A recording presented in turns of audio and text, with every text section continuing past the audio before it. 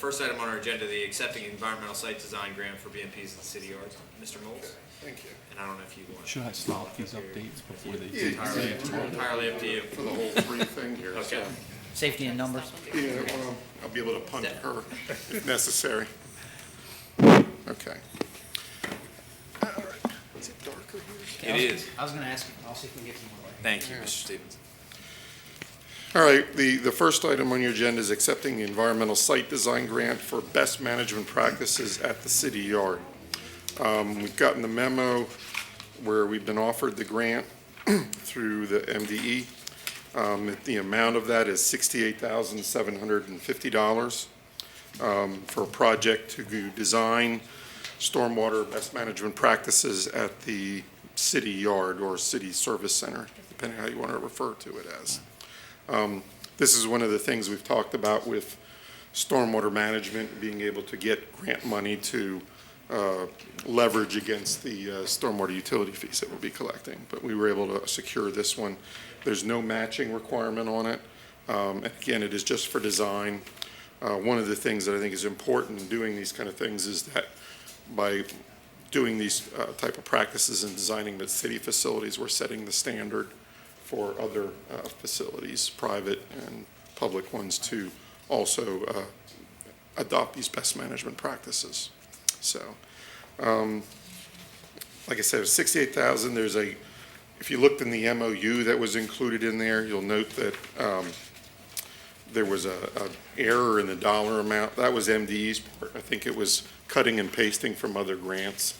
So that the last document we got had a strikeout with the appropriate number.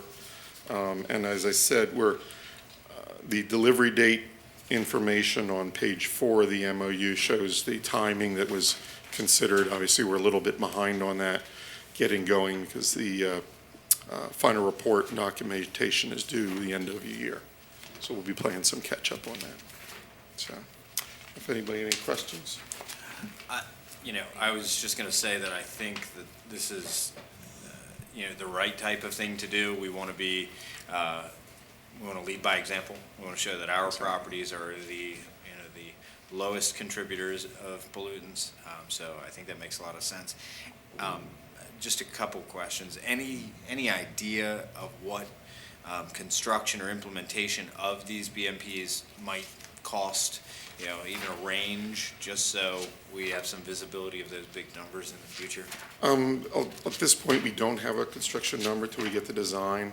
What we're going to try to do is tailor a lot of these structural BMPs that we can build ourselves out there. We did a survey of the yard and tried to set aside some areas where we have a stormwater inlet, putting grassed areas to try to catch sediment and things like that. Some of the things that we'll be doing too will be housekeeping type measures, which we've already instituted in terms of piles of material and things like that, so they can be sequestered off and trap any sediment coming off those. So I think a lot of the work that we're hoping to do with that will be with our own forces, and just be the materials that we've got to do.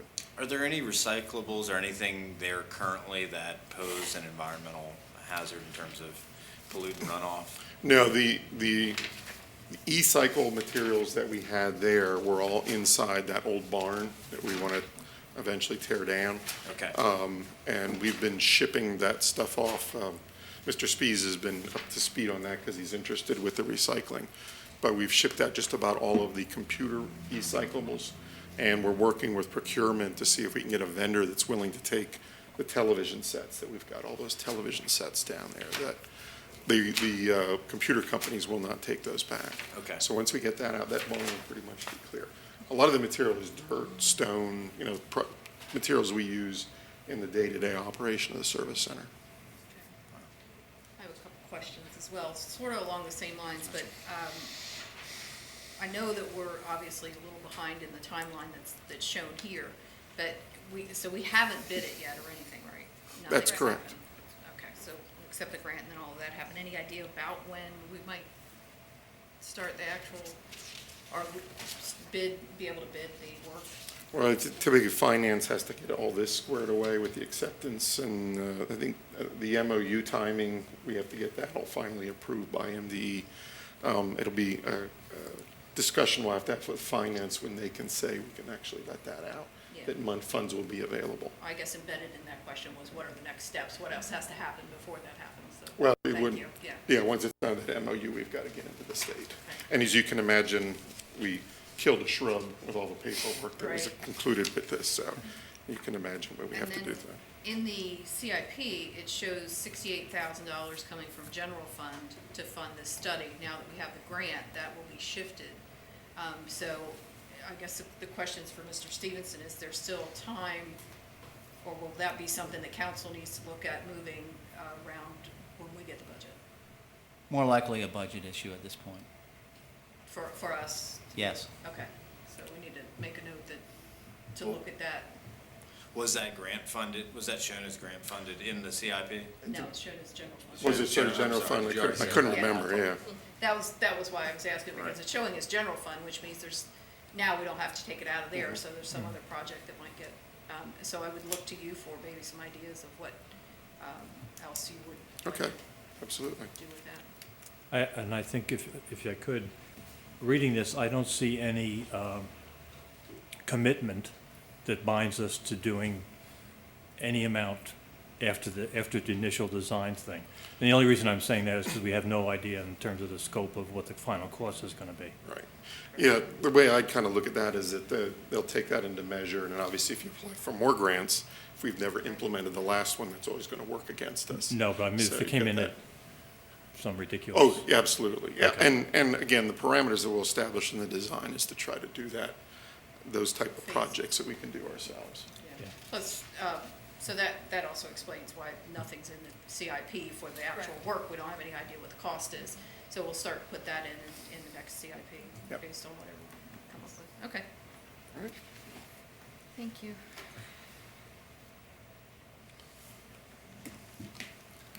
All right. Is there council consensus to move this forward to legislative session? Yes, Yes. I would suggest consent agenda. Fine with that? Mr. Heath? Yes. Thank you. Next item on our agenda, Pinehurst Avenue no parking zone. If you recall, there had been some previous discussion of interest in the residents on Pinehurst to restrict parking in their neighborhoods, and there was some direction to go back to look at the neighborhood as a whole in certain areas and get their input of those citizens.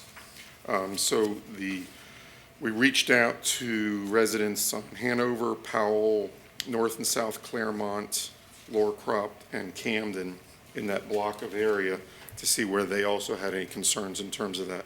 And there was a meeting that was held, and we got some feedback on that. But there didn't seem to be any big issue with some of those other streets in terms of doing it. So the focus returned back to the discussion in Pinehurst.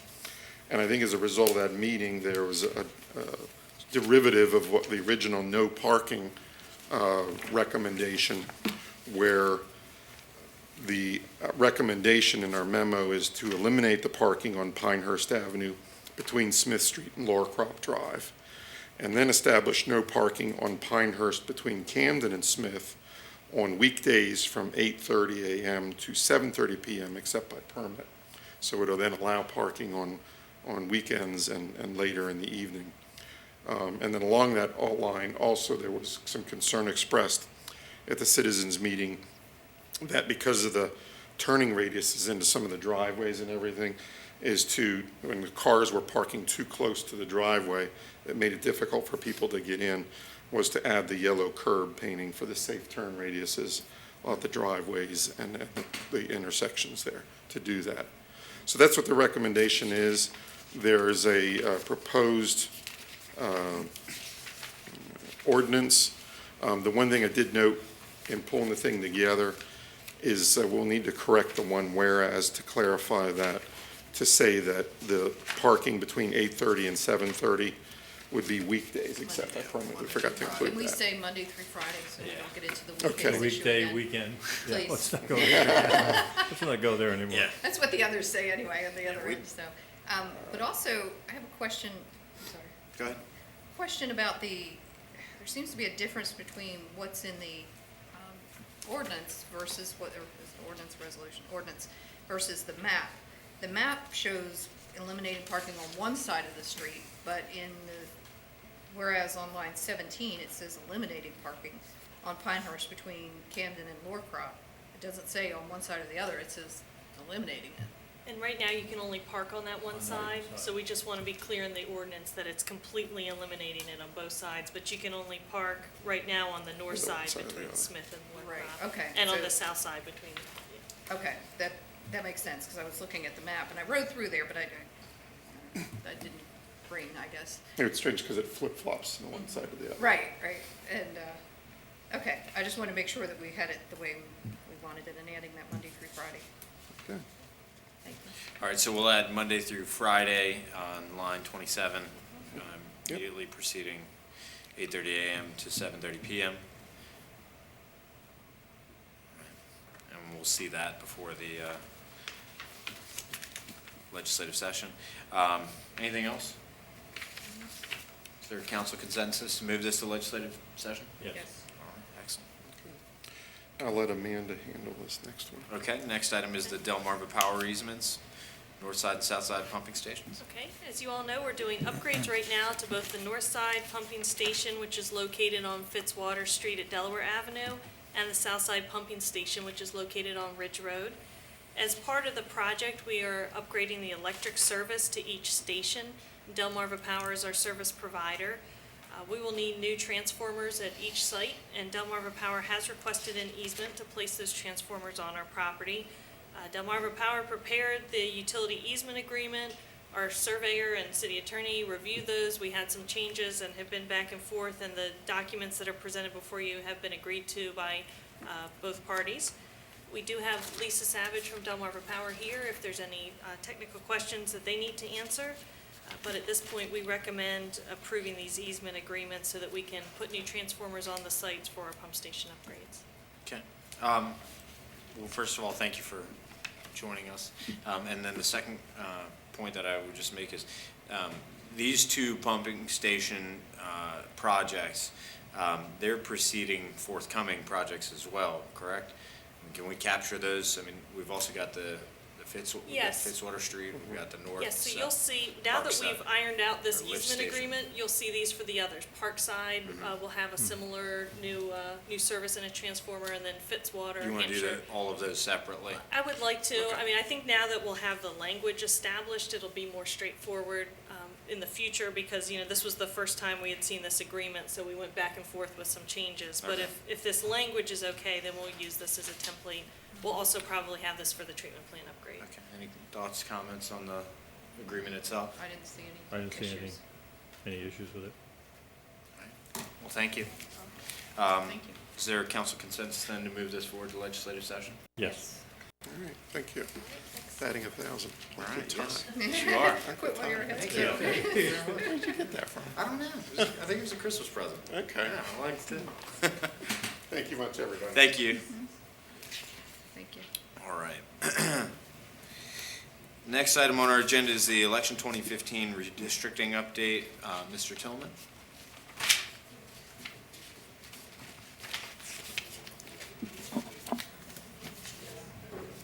Okay, you want an update, what do you want to know? So if we can get a status on the court case itself and whether or not the ACLU has a plaintiff and whether or not we, They just responded recently, telling us, apologizing to us for not responding sooner, but at this point, they have not said that they have any problem or let me know that we're not going to be able to proceed. I don't think we've prepared all the documents pursuant to, their instructions. They agree with what we have in our documents. But at this point, they have not told me there's a problem. So I intend to proceed. okay. So the next step is then the filing. As soon as she signs that complaint that I sent her for her signature and returns it to me, I will sign it and we will file it. That's where and she's had it now for, I don't know, maybe a couple of weeks. She being Debbie Gian. Yeah, Debbie Gian of the ACLU. And to my knowledge, there's no problem with any of it as far as they're concerned. So we're basically going back to the court with everyone's in agreement that this should be approved. Is there anything we can do to encourage them to move it along? I'll call her. Okay. You know, whether or not they're opposed, you know. Yeah, no, they have not indicated any opposition whatsoever. Okay. I'd just like to, I'm still confused about something. Sure. The plaintiff went away, correct, at one point? Right. And then we were trying to find another plaintiff because it could not be signed by the judge until we had a plaintiff. Is that correct? Or did I not She hear that? identified that as a problem that she had. You know, it wasn't our problem. We're the city. And her primary named plaintiff in the lawsuit moved to Florida. Right. So he no longer would have standing to be a Right. resident of the city of Salisbury. Any other resident of the city of Salisbury who was in that or Right. minority member of the community could easily be substituted. Because it was never intended as an individual's lawsuit anyway. I mean, it was brought by an individual to enforce rights, under the Voting Rights Act. And it could be anybody with standing in the city that It, takes it could literally be anybody, and I think even an organization, like the NAACP could be the plaintiff or the party to the But case. is it that the judge can't sign it, or that ACLU needs a client in order for them to be involved? They need a client. Right. They It's were the originally. ACLU, not the judge. Yeah, the judge has Okay. no problem, we have no problem, and if Okay. need be, we will file it saying they have a problem, but we don't. I mean, if they don't get a plaintiff. But, in order for her to ethically sign her name, she needs to represent somebody. Okay, I misunderstood. I'm sorry. A minute, no, go ahead. I just need a minute with Mr. Tillman before I have a question. I need to ask him.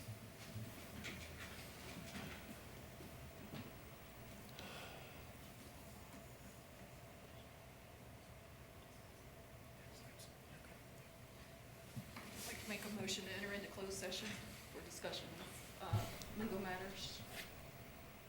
Mr. Tillman? Yeah, based on what I was just told by Mrs. Mitchell, that would be something that would not be appropriate to discuss in open session. All right. Sorry, I didn't have more notice for that. That's all right. What I'd recommend is that we finish what's left on our agenda and then That's fine, do it at the end. You okay with that? that's fine. All right, let's do that. So nothing else for open session on this matter? Okay. Mr. Stevenson, we shot through this agenda. Yeah, that's fine. Do you mind presenting on this item? No, not at all. Okay. What you have before you is a resolution to enter into a commercial lease agreement accepting donated space at 800 East South Salisbury Boulevard and authorizing the chief of police or their designee to sign the lease agreement. The owner of 800 South Salisbury Boulevard wishes to enter into a commercial lease agreement to donate space to the city of Salisbury at no cost. The space would be used for functions such as police work, reports, neighborhood association meetings, bicycle registration, safe streets meetings, scheduled events for youth in the neighborhood, police department recruiting sessions, crime reduction sessions, et cetera. The estimated cost to operate the facility that the city would be responsible for is $460 per month or $5,520 per year. I do see within the resolution that the police department has requested $4,000 for computer, office furniture, and alarm installation. Those would actually have to be done by way of a budget amendment. I don't see how we could tie that into a resolution, so I'll have to work that out with the chief. So we would modify the resolution when you saw it on the 27th to simply authorize the chief of police or their designee to enter into the lease agreement. Well, she says she has the funds available in the budget, in the next line, 25. Oh, it says she has it available. Okay, forgive me. And she said she was asking for a one-time I think just allotment of, okay. approval to spend. Didn't get that far along as I was prepping myself for the likelihood that I was going to present this. So. I'm thinking, yeah, no, it's okay. I'm thinking through it as procedurally, if she's got the money in another line or even in the computer line, it's just in there for informational Yeah. purposes, and we don't need to do Right. anything. Yeah, Okay. that's Yeah. just informational at this point. That's I think the something that can one-time be done. allotment is what threw me off as I was Yeah. reading through this, so, okay. I don't have a problem with this, but over the last 2 years, I have become disillusioned with substations. In this city, I mean, I think in a larger city or a more robust policing situation where we weren't making decisions, about resources, I'd have less of a problem with it. And like I said, I don't have a problem with this because it is a relatively small amount of money. But, I look at the community policing issues that we have, the relationship between the department and the community, which is good and getting better, but, nationally is challenged. And it's going to be in a cycle of turmoil for, the foreseeable future. And I think that relationships achieved through beats, foot, bicycle, relationships, visibility, will achieve a better outcome. And I just don't see that these substations provide much value. And I'll also note that, the last time we sat here and approved a substation, I'm pretty sure that building remains vacant. Yeah, it was too costly to end up doing, and it hasn't been, that was my question about this, is that we haven't done the one in Doverdale. The one at Prince Street, or, not Prince Street, is it Prince Street? Is that where the other one is? The President's area? I don't even know if that's still functional. I wanted an update on that. Is that being used? Is it just sitting there? Is it, and manpower is the big thing. Like you said, being on the street is more valuable than being in a substation to me. And while I appreciate the offer and I see the potential there, I haven't seen, as you said, that potential come out of the other substations that we have, and to commit to another one, So, I need more justification. So as an armchair manager, I'd say we shouldn't do this. As a legislator, this donation and the very small investment and creating the opportunity for the police chief to make that decision, I'm not opposed to it. But, again, as that armchair manager, I just scratch my head and say, why would we do this? Well, it's unfortunate that we're running a little bit ahead of schedule, because I'm sure the colonel on the chief's behalf could probably articulate the benefits better than I can. But I think it's getting down to exactly what you alluded to earlier, was getting those resources in the field and available and there so they can be seen by the residents and be more accessible as opposed to being across town. So. And that's the very reason that I was originally in favor of substations. And because I don't see them delivering that, I question whether or not substations are in fact a tool to get those resources out on the street. I think it is geographically, it is geographic dispersion, but not necessarily in the way we need it. Does that make sense? I'd like to beat the proverbial dead horse. Really? We've one thing that I've noticed is that we talk a lot about, and you're correct, there's how successful was it? And I go back to metrics. I go back to show me how many people have we touched? And that's an easy number to get. How many people walk through the door? Mm-hmm. And then you can break it down to however many subsets you want. Mm-hmm. But I don't think we should really get into these kinds of things unless there is a commitment to have the metrics to say, yes, this program is successful, and yes, we should move it forward, or after a period of time, we look at it and we say, it just doesn't, the return on investment just isn't there. And I'm not talking about return on investment in terms of dollar and cents. Right.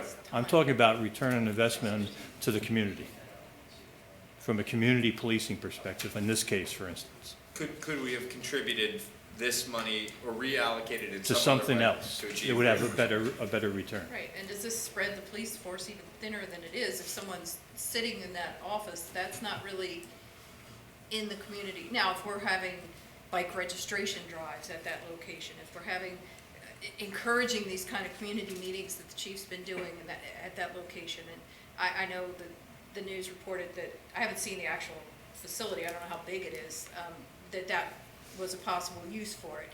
Then I start to see more benefit of it, that they can get to the meeting and interact with the police department in a easier way than going to the actual police station in a more convenient location or than us searching around for one. But these little bits of money do add up, but like you said, it's the resources with the police department. They're already stretched so thin. Can we pull one more piece of taffy off without it breaking? Well, and I don't want to, as I read it, it wouldn't have, a police officer sitting in the substation, but I just don't know that it's a delivery vehicle for what we're trying to achieve. Mr. Stevenson, do you have something else? No, I was just going to say, I didn't know I if that stepped phone away call to was- take that call. The colonel is 5 to 10 minutes out if you wanted to Yep. hear from him. I told him we were discussing it, you were discussing it currently, and we would hold off if you chose to. He's headed this way.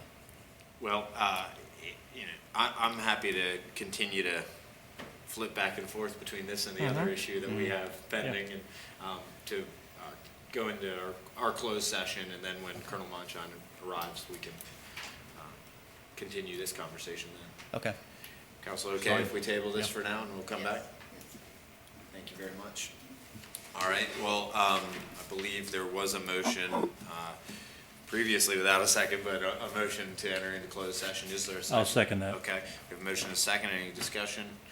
Hearing none, all those in favor, please signify your support by saying aye. Aye. Chair votes aye, and we are in closed session. That means you gotta go. Well, But you Julie- can wait. Julie can stay, right?